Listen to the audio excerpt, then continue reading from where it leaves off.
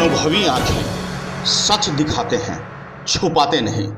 बिहार के सहरसा का सदर अस्पताल, बता दें कि सदर अस्पताल का हाल है बुरा।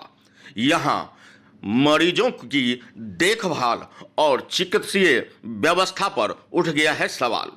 बच्ची के पिता ने जिलाधिकारी को आवेदन देकर शिकायत कर दी है। बिहार के सहरसा के कोसी का पीएमसीएच कहलाने वाला सदर अस्पताल का हाल बुरा है। बच्ची के ड्रेसिंग के नाम पर अस्पताल कर्मी रुपए पैसे की मांग कर देते हैं। आपको बता दें कि एक सहायक ने मात्र 30 रुपए मरहम पट्टी करने के नाम पर लेने के बाद ही ड्रेसिंग किया, ऐसा ही आरोप पीड़ित लगा रहे हैं।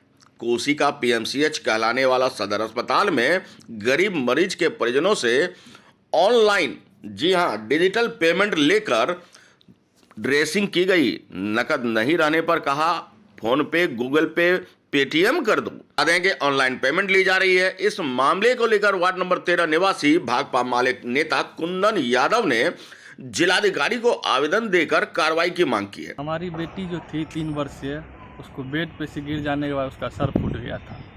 हम आनंद फानंद में जब सदर अस्पताल गए तो वहाँ इमरजेंसी में के डॉक्टर जो मौजूद थे वो बोले कि जाके ड्रेसिंग करवाइए। ड्रेसिंग रूम गए तो वहाँ पे जो है ओटी का कर्मचारी गौरी शंकर नामक पहले रुपया का डिमांड किया।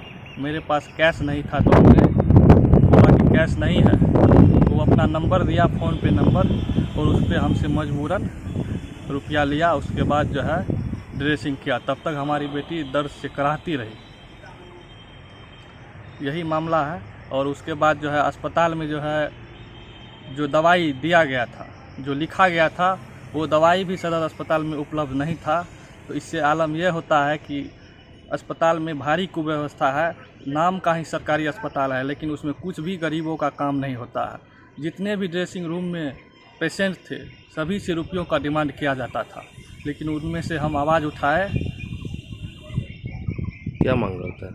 हम मांग करते हैं कि इस अस्पताल की कुव्यवस्था की जांच हो, और जो ये ऑनलाइन पेमेंट का खेल चल रहा है, इस पेमेंट में जो शामिल लोग हैं, ये जो रैकेट है और इसका सरगना जो है, इसका अभिलंब निलंबित हो। और जब हमने इसकी शिकायत अस्पताल प्रबंधक से की, उसने बोला कि आपका जो भी रुपया लिया है उसको हम रिटर्न करवा देते हैं।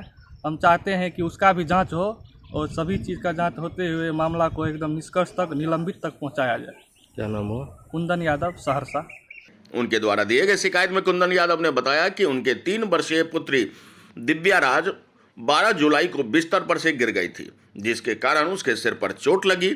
वे पुत्री को लेकर सदर अस्पताल पहुंचे। इमरजेंसी में मौजूद चिकित्सक ने उसे देखकर ड्रेसिंग कराने की सलाह दी।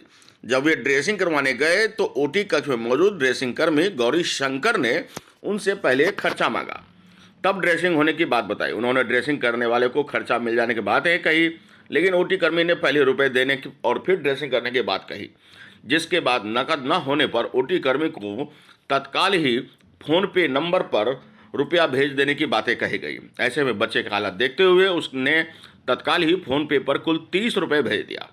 आपको बता दें, ये 30 रुपये का ये अकेला मामला नहीं है। एक और मामला सामने आया है जिसमें 40 रुपये फोन पे के माध्यम से भुगतान किया गया है किसी दूसरे पीड़ित द्वारा।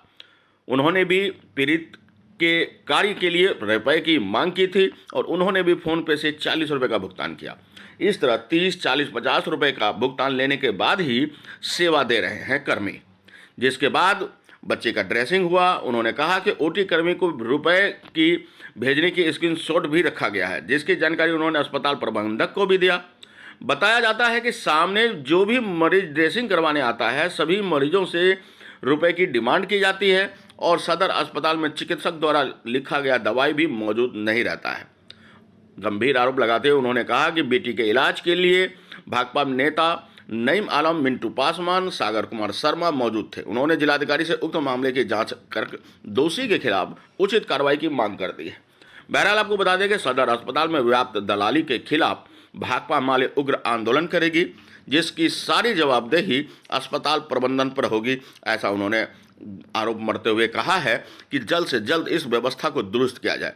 गरीब निःशुल्क सेवा के लिए सदर अस्पताल आते हैं और वहां आने के बाद उनसे रुपए पैसे की मांग निश्चित रूप से रिश्वतखोरी का यह बाजार गर्म करता है। अब देखना होगा कि उचित प्रशासन क्या कुछ कार्रवाई करती है। बहरहाल ताज़ा जानकारी के अनुसार डीएस द्वारा स्पष्टीकरण मांगा गया है। अब स्पष्टीकरण के बाद क्या कार्रवाई होती है यह देखना भी भविष्य के गर्भ में दिलचस्प होगा। सहरसा से रितेश कुमार की रिपोर्ट। आप अपने भरोसेमंद चैनल को पहले सब्सक्राइब कर चुके थे, लेकिन एक बार फिर से यह नए अंदाज में है, इसलिए फिर से आप इसे सब्सक्राइब जरूर करें। खबर देखने से पहले सब्सक्राइब बटन जरूर दबा दें। आपसे अनुरोध है यह।